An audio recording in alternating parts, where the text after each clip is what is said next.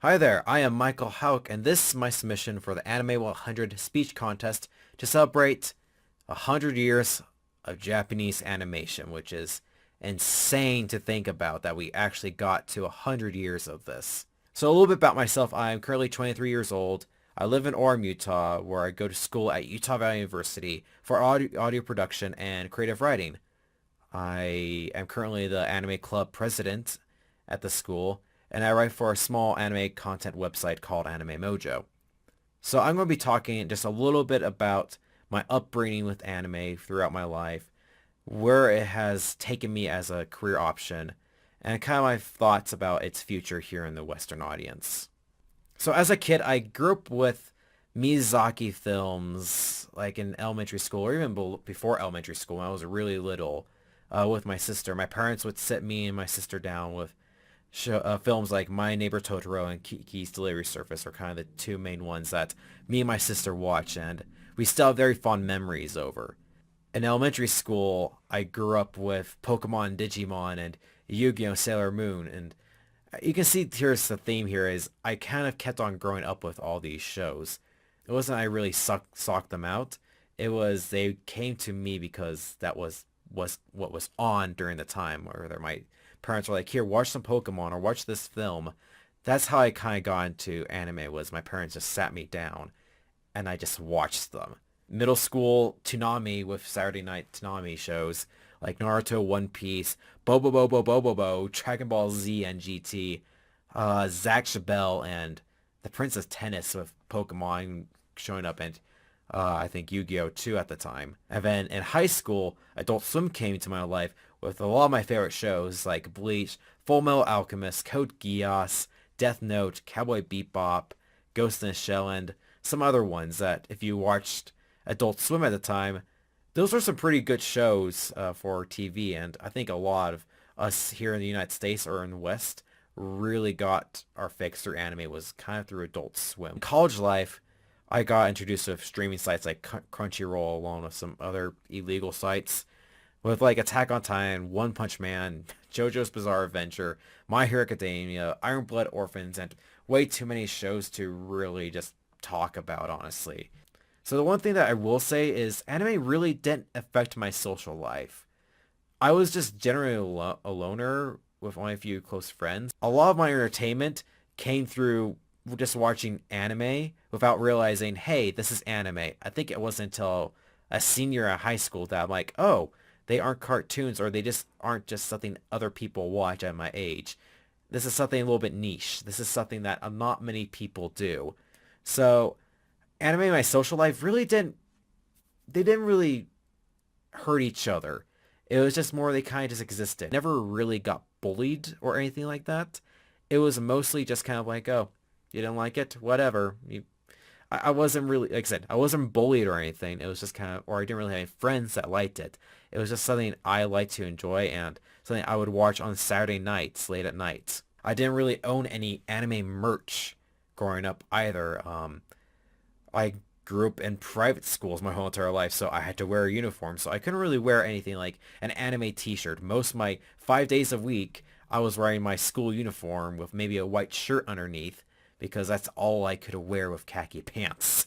It wasn't really a thought. I don't really like to express me being like, oh, I love anime. Everyone, look at me. It's a JoJo's reference, guys. Yeah, look at JoJo's or Full Metal Alchemist. I kind of like to show me liking anime through my words and just like with slight logos, like maybe a necklace or something like that. Nothing too big that just doesn't scream, hey, I like anime. The drill from Guru Lagann, and they're like, oh, that's a cool necklace. I feel a little bit better than that compared to like, hey, look at the shirt I'm wearing. And if you wear that stuff, cool by you. It's something I don't do.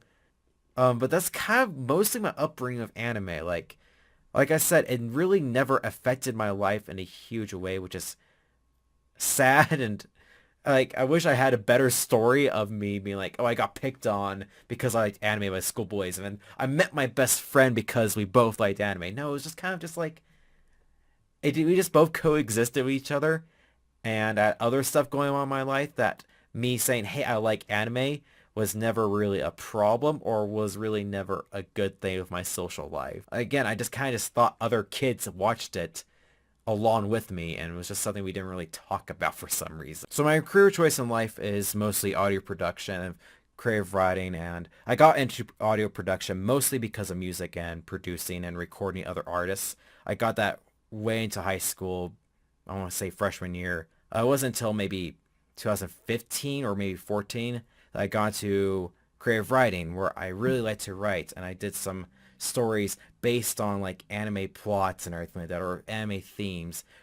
Shows like Mushishi, Your Lie in April, Death Parade, and Durara kind of showed me that not all anime shows have to have all action and badass scenes that you have to fight, that can actually tell a story, which kind of brings me to my main reason of liking anime, which is the story it tells and its characters. You don't really get much like that. You can't really tell those stories through visual mediums. Like, they either just have a tough time to just explain it through like a TV show. Either the animation's odd, like the CGI for the TV show is weird. So it was either just stuck in sort of a cheap visual medium or on paper, which I think with anime, they did a good job where it can be like an adult theme with a cartoony aspect. And that kind of brings me to what I want to do in my life, which is helping create anime content for the Western audience. It's already been kind of done with shows like Samurai Jack, Teen Titans, and The Boondocks in like the mid 2000s. But I think we're getting more traction with Westerners creating anime-ish content that's not anime, but has inspiration from anime, like those shows with like Rooster Teeth's Ruby, Porter Robinson's Shelter, and Netflix's Castlevania. Hell, Last Airbender is a good example that I just totally remembered. That is like a really anime-ish show that I think a lot of people might say that's anime, even though it's technically not anime because it was not made in Japan. But God, you can really make that the case for that being like an anime because of the storytelling, the characters, and just everything about Airbender and the themes of it too. So I think as those that grew up here in the West or in the United States that grew up with anime in their lives are now going to start creating our own, or want to start going to that production of creating content like that, animations that are here in the West, but you know, we give a little more of an anime spin to it with the storytelling, characters, narrative, the life stories and themes about it. Maybe you'll make it a little bit darker, or maybe make the humor a little more on the Japanese side with the slapstick. And then what I mostly want to do is help create that stuff, or have one of my stories be created. Either I want to be the sound engineer for a project. I think that would be very cool and something I have a lot of interest in. Or maybe one of my own stories that I would write gets turned into an anime or an animation slash cartoon here in the West. I think that would be amazing for that to happen. I would be ecstatic. I think that would be a huge goal of mine I would love to achieve in the future. And right now, I think the future of anime in the West is very bright and will just keep on going, in my opinion. With anime theater events in 2017 with like Your Name, A Silent Voice, Sword Art Online's movie, Black Butler's movie, Fairy Tail, No Game No Life, Fate's Heaven's Feel, Ghibli Fest, and Crunchyroll events. We had a lot of events here and a lot of film releases of anime and just this year, which I think is astounding, and it just makes me so excited that we might get more, and I really hope we get more next year and we just keep on going with this. As adults, we can show our children this stuff. I think when we were kids, we were never really shown what anime is. We kind of had to explore it ourselves and just do word of mouth.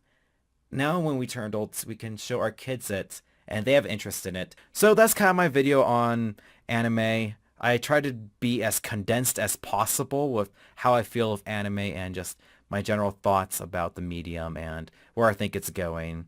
If you liked my video, just give me the upvote for the contest, and hopefully I might be top 3. Who knows?